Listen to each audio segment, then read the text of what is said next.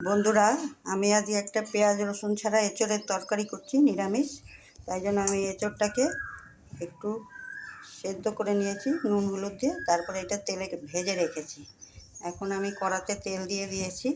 তেলের মধ্যে আমি জিরে ফোড়ন দিয়ে আমি এই মশলা দেব। কড়াতে তেল দিয়ে দিয়েছি, এর মধ্যে জিরা ফোড়ন দিলাম, এর মধ্যে তেজপাতা ফোড়ন দিলাম, এর মধ্যে একটু গোটা গরম মশলা ফোড়ন দিলাম, দিয়ে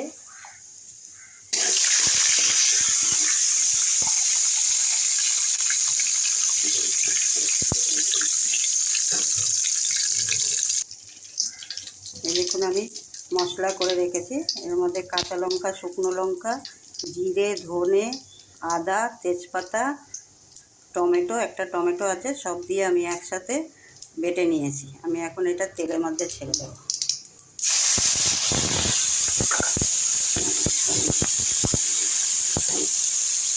এর মধ্যে আমি একটু গুঁড়ো হলুদ দিলাম 1 চামচ,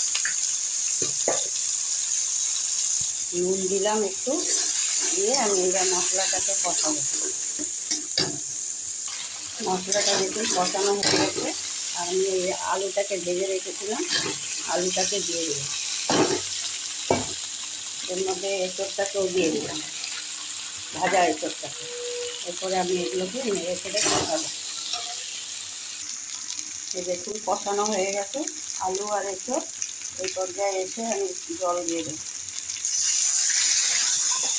আলুটা সেদ্ধ হবে, এঁচোড়টা সেদ্ধই হয়ে গেছে। এর মধ্যে আমি 1 চামচ চিনি দিয়ে দিলাম। দিয়ে আলুটা সেদ্ধ হয়ে গেল, একটু ঘি গরম মশলা দিয়ে নামিয়ে দেবো। দেখুন আমার পেঁয়াজ রসুন ছাড়া নিরামিষ এঁচোড় রেডি হয়ে গেছে। এর মধ্যে আমি একটু ঘি দিয়ে দিলাম আর একটু গরম মশলা গুঁড়ো ছড়িয়ে দিই। এখন আমি এটাকে ঢাকা দিয়ে রেখে দেবো।